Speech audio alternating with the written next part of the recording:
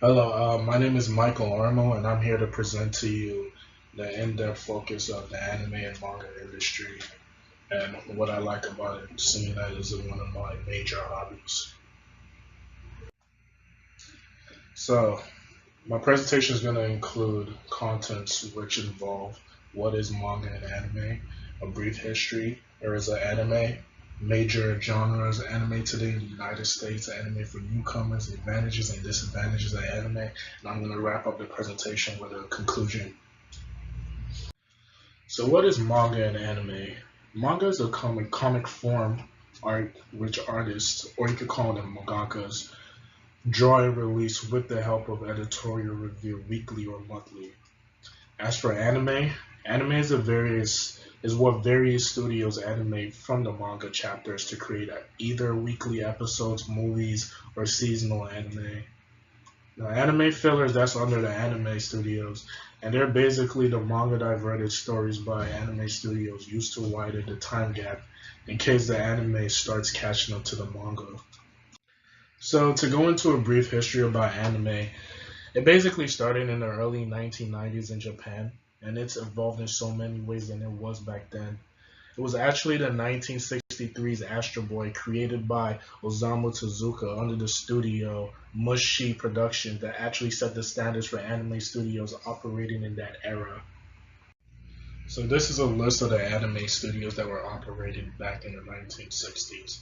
There was Toei Animation, Mushi Production, like I mentioned earlier. There was Osima Production, Leo Production, TMS Entertainment. So for the next two slides, I'm going to talk about the eras of anime. From 1918 to the 1950s was the Japanese propaganda films era. 1960s was when anime was used as a medium of entertainment. 1970s was revolutionary anime like mecha and space anime. So it was basically like robots and have to do with space basically. So anime like Gundam and Transformers, which is actually a popular franchise today in the United States, those type of anime. And 1980s was when anime used fighting in high budget movies with OVAs to translate to the type of entertainment that we have today. So basically, people could say that it's the golden era anime because whatever is being used right now in today's anime was inspired from the 1980s era anime. Continuing, we have the 1990s era, which was basically the cyberpunk slash sci-fi era and the starting of milking of franchises. The early 2000s was a revival of dead genres and start of Blu-ray and further adaptations of other mediums. And finally, we're in the 2010s, and that's basically the modern era. So it's basically anime adaptations from original content by the studios or manga adaptation in anime form. So going into the major genres, we have three major genres in anime slash manga. And we have the shonen, which is basically directed to a male audience of the age of over 13. We have the shoujo, which is basically the opposite of shonen, so it's directed to a female audience. And we have komodo, which is basically means child and is directed to that audience. So for the next three slides, I'm going to show you major genre shows that I'm familiarized with.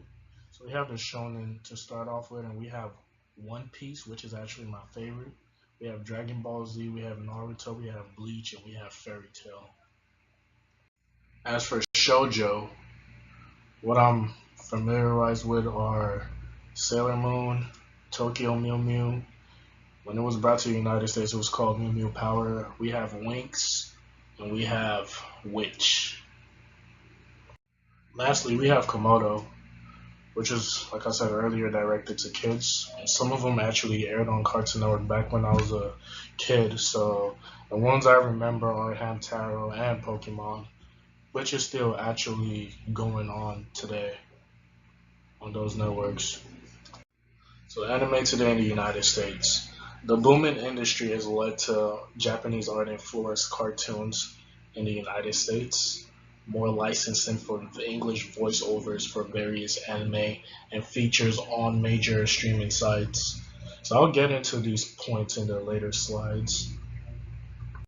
So delving into the first point, which is the Japanese influenced cartoons in the United States, are the Boondocks, Avatar, Avatar Legend of Korra, Aeon Flute, which actually used to air on the MTV back in the early 2000s. We also have Samurai Jack, which just ended last year. And finally, we have Teen Titans. There's still more, but these are the only ones that come to mind at the moment. Second point is the licensing in the United States. Now, various studios here in the United States, they do English voiceovers.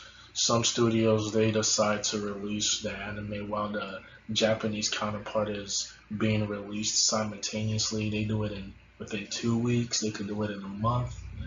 They could do it in a year. But if you're doing it in a year, then they have to release them on DVDs.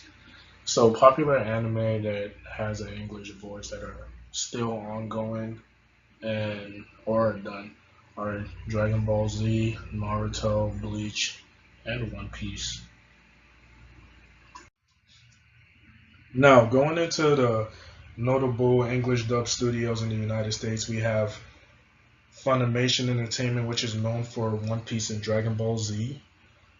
We have Viz Media, which is known for Sailor Moon, Naruto, and Bleach. We have Sentai Filmworks, which is known for Food Wars and Haikyuu. Now, streaming service notoriety.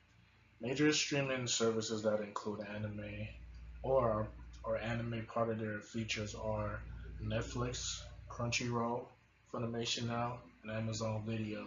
So if you want to check out any of the anime that I've just mentioned in this presentation, you can go to these streaming services.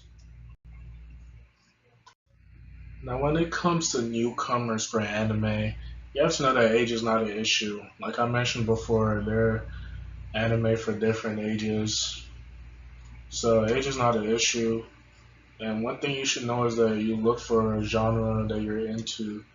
So if you're into horror, you go on Google, you type horror anime, you find one that you see that the artwork, the picture for the front of the anime you like. You go to a rating website, anime rating website, and you type in that anime and you look at the ratings out of 10 or out of 5. And if you like it, you proceed with it. So this slide and the next one actually still pertains to the newcomers of anime. And this is the advantages of anime. So what you should know is that it teaches you some of the Japanese cultures depending on the anime that you watch. It's also very interesting and intuitive. There's also an anime and manga for everyone.